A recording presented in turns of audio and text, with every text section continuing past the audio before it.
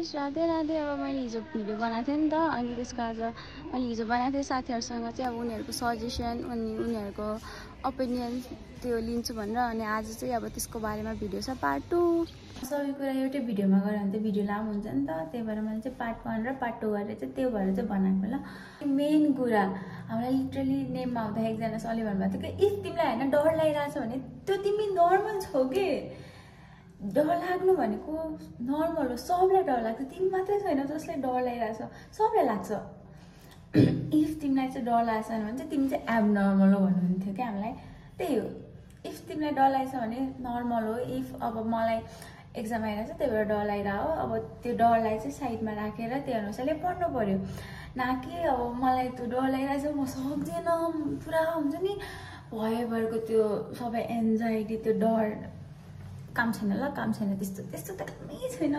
आफूले पढेको पनि बिर्सिन्छ, प्लस त्यस्तै हो डर, आफूले आउने एन्सर पनि बिर्सिन्छ क्या डरमा, त्यस्तै हुन्छ। अनि अर्को कुरा पढ्ने कसरी, लाइक सबले भन्छ पढा पढा पढा पढा पढा, नपढ्ने भन्ने कोही पनि हुँदैन, पढा पढा पढा। तर कसरी पढ्ने, इफ तिमी नाइट पर्सन छौ भने मर्निङ पर्सन छौ त्यो तिमीलाई थाहा हुन्छ, त्यही अनुसारले चाहिँ आफ्नो बनाउनु पर्यो। अब कसरी पढ्ने, अब हुन्छ नि टाइम रुटिन फलो गर्छु भने पुरा चपक्क भित्तामा त्यो लाइन तानेर त्यो 6 PM-देखि 8 PM यो त्यसरी काम हुँदैन, त्यो कसैले फलो पनि गर्दैन। ल फलो गर्छु भने गुड, मबाट चाहिँ हुँदैन त्यो। एउटा च्याप्टर लिने अनि यो उसको चाहिँ यो सब्जेक्टको चाहिँ म यो च्याप्टर चाहिँ आज म सक्छु भन्ने, पढ्न बस्ने, बिचबिचमा हल्का हल्का ब्रेक लिने, पढ्न बस्ने। त्यो च्याप्टर कसरी पढ्ने भने च्याप्टर पढ्ने, च्याप्टर पढी सँगसँगै नोट बनाउने, एउटा च्याप्टरको 1 पेज नोट जसमा चाहिँ सबै कुरा आउनु पर्यो, इन्क्लुड हुनु पर्यो। सानो पोइन्ट लिने, इम्पोर्टेन्ट पोइन्ट लिने, आफूले लागेको कुरा अनि लेख्ने। नेक्स्ट टाइम अब तिमीले भोलि रिभिजन गर्दा चाहिँ त्यो होल च्याप्टर हेर्नुभन्दा त्यो पेपरमा चाहिँ हेर्ने, जसले गर्दा त्यो पेपरलेको चाहिँ त्यो हुन्छ नि रिभिजन गर्न सजिलो होस् र त्यो पेपरबाट सबै कुरा इन्क्लुड पनि होस्। त्यसपछि क्वेसन सल्भ गर्ने, क्वेसन सल्भ गर्ने पर्छ। तिमीले थ्योरी मात्र पढेर हुँदैन, तिमीले थ्योरी जति पढ रट्टा मार, एक्जाममा आउनु भनेको थ्योरी होइन, एमसिक्यू हो। सो क्वेसन प्र्याक्टिस गर्नै पर्छ, च्याप्टर अनुसार क्वेसन पनि हुन्छ नि त, क्वेसन प्र्याक्टिस गर्ने। अनि कसरी गर्ने, क्वेसन प्र्याक्टिस गरे होइन। अब कुनै कुनै क्वेसन आफूलाई आउँदैन नि त, त्यो क्वेसन चाहिँ गोलो लगाउने कि रिभिजन गर्दा चाहिँ त्यही गोलो लगाएको क्वेसनमा र एन्सरमा चाहिँ फोकस भएर चाहिँ गर्ने। अनि रिभिजन त्यसको बारेमा त मलाई केही भन्नै पर्दैन, थाहा होला नि कतिको इम्पोर्टेन्ट छ के छ। तिमी होइन पढ पढ पढ पढ पढ, रिभिजन छैन गयो यताबाट, त्यस्तै हो। रिभिजन चाहिँ धेरै धेरै धेरै इम्पोर्टेन्ट छ। इफ रिभिजन छैन भने तिमीले पढेको काम छैन क्या, लाइक बिर्सिन्छ नि त। अनि पढेको नपढेको के गर्छ, तिमीले अब एउटा च्याप्टर पढ्यो, सपोज अब जुलोजी अब जुन भए पनि एउटा च्याप्टर पढ्यो होइन, त्यहाँबाट अनि पढ्यो मजाले क्वेसन सल्भ गर्यो, तिमीलाई सबै आउँछ त्यो च्याप्टरबाट। तर तिमीले रिभिजन गरेनौ, 1 महिनापछि त्यही च्याप्टर हेऱ्यो भने थाहा छ तिमीलाई के हुन्छ त्यसमा। सो अब रिभिजन कतिको इम्पोर्टेन्ट छ थाहा होला। डेली रिभाइज गर्ने, अघि मैले भनेको थिएँ नि त, अब कसरी नोट बनाउने, 1 पेज जसमा सबै कुरा इन्क्लुड हुनु पर्यो।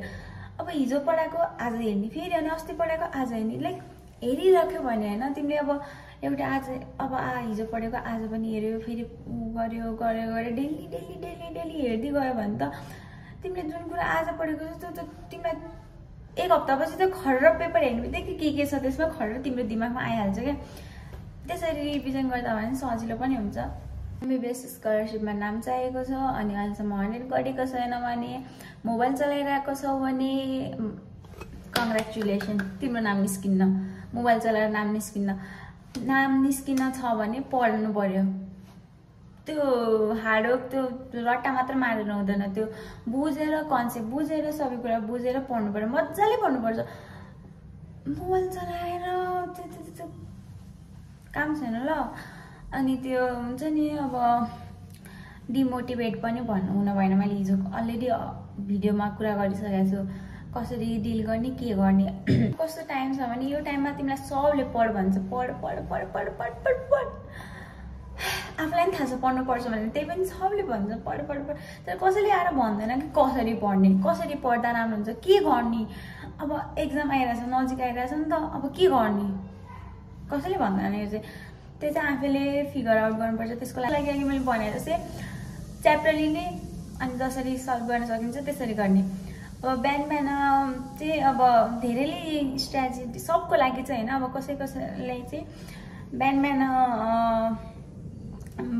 जुलोजी बोटनी जेले पनि हुन्छ बायोलोजी पढ्ने अनि त्यसपछि केमिस्ट्री अनि त्यसपछि फिजिक्सको सल्भ गर्दा पनि हुन्छ मोस्टली दिउँसो चाहिँ लाइक हुन्छ नि फिजिक्सको न्युमेरिकलहरू सल्भ गरेँ किनभने निन्द्रा लाग्छ दिउँसोको टाइम यताउति त्यो बेला चाहिँ हल्का दिमाग घुमाउने के त्यो भएपछि आफूलाई निन्द्रा पनि लाग्दैन अनि बेलुका अब पढ्ने केमिस्ट्री पढिदिने अनि अब निन्द्रा लाग्न थालेपछि फेरि फिजिक्सको न्युमेरिकल गर्ने अनि सुत्नुभन्दा अगाडि रिभिजन गरेर सुत्ने आज लाइक त्यस्तो रिभिजन भने आज मैले के पढेँ मनमा नै त्यो हुन्छ नि रिभाइज गर्ने सोचिरहेको छ झ्याप्प कुनै कुरा बिर्स्यो ला भन्ने उठ्ने एकचोटि सर हेर्ने सुत्ने फेरि दामी हुन्छ अनि त्यसरी चाहिँ पढ्नुपर्छ ल अनि अब यो सबको लागि यो बिहान उठेर बायोलोजी पढ बेलुका यो पढ दिउँसो फिजिक्स पढ भने सबको लागि चाहिँ त्यो हुँदैन आफूलाई जुन सजिलो लाग्छ जसरी गर्न मन लाग्छ त्यो अनुसार चाहिँ गर जस पढ्न चाहिँ पढ्नु पर्यो मैले पनि भन्छु पढ्न चाहिँ पढ्नु पर्यो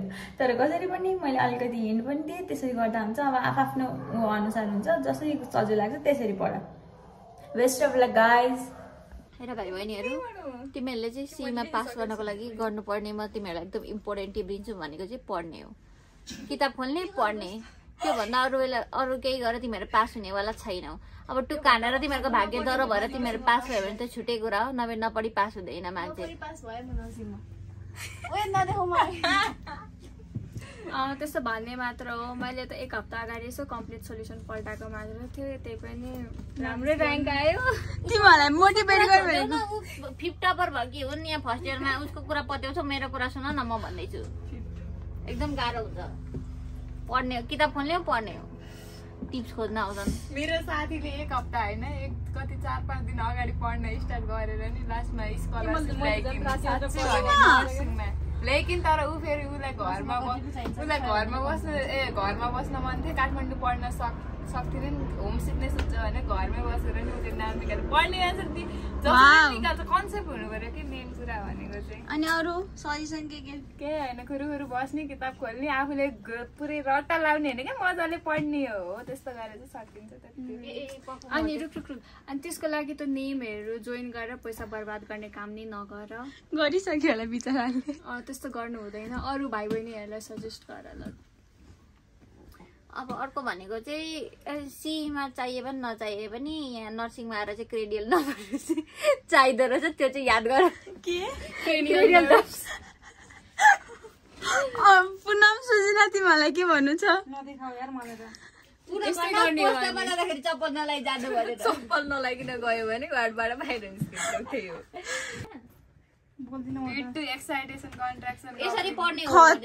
यो मान्छे होइन खतरा र टार्न सक्छ होइन यसले जे छ कपीमा एक्साइटेसन मसल कन्ट्राक्सन त रट्टा हान्न सकिन्छ होइन तर डेफिनेसनमा द पनि नछुटेको लेख्न सक्छ सूचना लेख्न सक्छ यतिको चाहिँ हुनुपर्छ विषयमा कसरी यो सक्सेसफुल भइसकेपछि हेरेर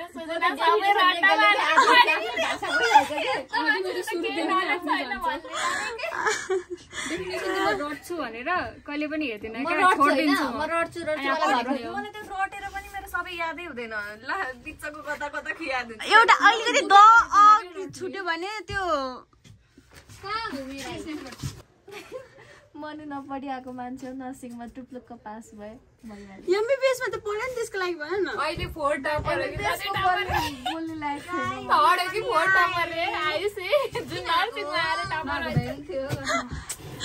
तिमीले बोलाएर आएको होइन कि मलाई एमबीबीएस मध्ये केही बोल्न छैन किनभने आफै पढ्ने आफै म भन्छु एमबीबीएस नेपालमा पढ्दै नपढ कहाँ जानु त बङ्गलादेश बाहिर गएर उ छैन 10 वर्षको एक्सपिरियन्स लिएर आएको मान्छे बाहिर गएर त्यही भएर ओ गाइस पुरै एक्सपिरियन्स सहित भयो हेर्दै थाहा हुन्छ होला म एकदम धेरै फ्रस्ट्रेट छु त्यही भएर यो फिल्डमा कोही पनि नआउनु होला राम्रो छैन एकदम टक्सिक डेजहरू हुन्छ यहाँ प्लिज गाइस ल तिम्रो नेपालमा मेडिकल फिल्ड पढ्यो भने यस्तै हो नेपालमा एमबिबिएस पढ्यो भने नेपालमै बस्नु, बाहिर जाने सोच्दैन। अरू केही होइन, लास्टमा मेडिकल फिल्ड नै नपढ। बेस्ट सजेसन गाइस सुन, आफू यिनीहरू सबै पढिरहेछन्, तिमीहरूलाई डाइभर्ट गर्ने काम मात्र गरिरहेछन्। डह्रो गरेर मजाले पढ, मजाले रिभिजन गर। एमबिबिएस पनि गर्दा हुन्छ, नर्सिङ गर्दा पनि हुन्छ, जे गर्दा पनि हुन्छ। पछि गएर बाहिर जाने सोच्छ भने पढ मजाले। 6 टपरले राम्रो हुनुपर्छ अनि मेहनत गरेर पढ्नुपर्छ भइहाल्छ। अनि अरू हेलो गाइज, मैले चाहिँ मेरो सीको प्रिपरेसन चाहिँ घरबाट नै गरेको थिएँ, नेमबाट अनलाइन पढ्थेँ। अनि अब हजुरको सी आइरहेको छ, त्यसमा चाहिँ अब हजुरले चाहिँ सबैभन्दा मेन कुरा भनेको चाहिँ अब हजुरले चाहिँ रिभाइज गर्नु पऱ्यो। अनि जुन सानो सानो नोट्सहरू बनाउनु भएको छ त्यसलाई चाहिँ एकदमै टाइमली चाहिँ रिभाइज गर्ने। अनि त्यसपछि रिभाइज गरेपछि चाहिँ डाइरेक्टली एमसिक्यूहरू सल्भ गर्ने। अनि जुन नेमको चाहिँ अब इक्जाम दिनुहुन्छ त्यो चाहिँ इक्जाम कहिले पनि नछोड्ने, त्यही नै हो। अरू केही नै एक्स्ट्रा? नर्सिङमा आउन सकिन्छ, मजाले आउन सकिन्छ, त्यस्तो गाह्रो चाहिँ पर्दैन। पढ्यो भने चाहिँ सकिन्छ, स्कलरसिपमा नै निकाल्न सकिन्छ राम्रोसँग पढेछ भने चाहिँ। यस, त्यही नै हो। धन्यवाद। पढ्ने सजेसन भन्दा सिए नपढेर बेस्ट सजेसन। पिएचसी गरौ या फिर उता म्यानेजमेन्ट पढाऊ, विदेश जाऊ, सबभन्दा राम्रो सजेसन। विदेश जाऊ पिआर केटा त भन्दिनँ, आफै जाऊ आफ्नो दममा। मेरो सबै स्टेटमेन्टहरू गलत छ है, म यस्तो छैन रियल लाइफमा, यहाँ फन्नी गरेर मात्र बोलिरहेको यस्तो। सेम पढ्न चाहिँ पढाउने। फेरि बम्बाले हामीलाई यस्तो यिनीहरूको भिडियो हेरेर यिनीहरू सिरियस सजेसन दियो तिमीहरू? साँच्चै म जस्तो सिरियस सजेसन चाहियो भने सबै पढेर सक्छौ है राम्ररी एकचोटि, अनि 2-3 चोटि रिभाइज गरौ। त कहिले हुनेवाला होइन, त छुट्टै कुरा हुन्छ। सबैजना हुन्छन्, आधीभन्दा धेरै त म जस्तै हुन्छन्, मलाई थाहा। केस लागिरहेको कि यिनीहरू फाल्तु बोलिरहन। आफू मेडिकल कलेजमा गयो, त्यही त तिमीहरू मेडिकल कलेजको त्यो लाएर ड्रेस लाएर आफू पास भएर गयो, हामीलाई भने उल्टो पुल्टो सजेसन दिइरहनु हुन्छ। त्यही गाइज, हेरौ हामी रियालिटी हेरेपछि भनेको तिमीहरूलाई, त्यही हो मेरो सजेसन।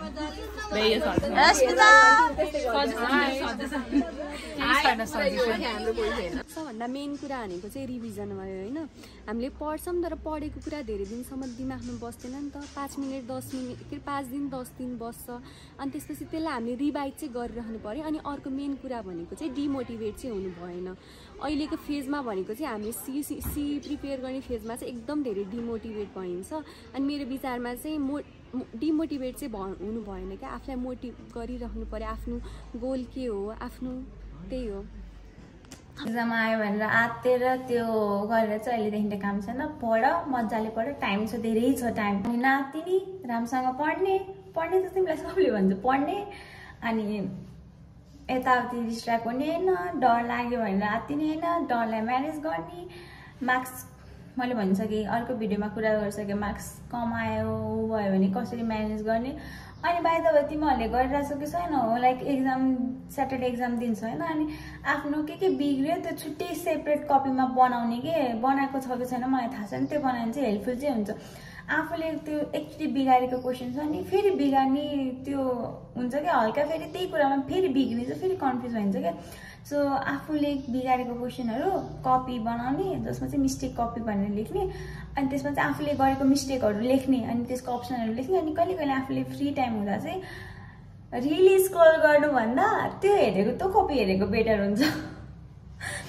त्यही नै हो गाइज। अब राम्रोसँग पढ, बेस्ट अफ लक। अब सबको आफ्नो ओपिनियन हुन्छ। अब यो चाहिँ मेरो ओपिनियन मात्र हो। अब कसैलाई मेरो ओपिनियन मन पर्दैन केही छ भने अब आइएम सरी, त्यही नै हो। राम्रोसँग पढ्नु, बाई बाई।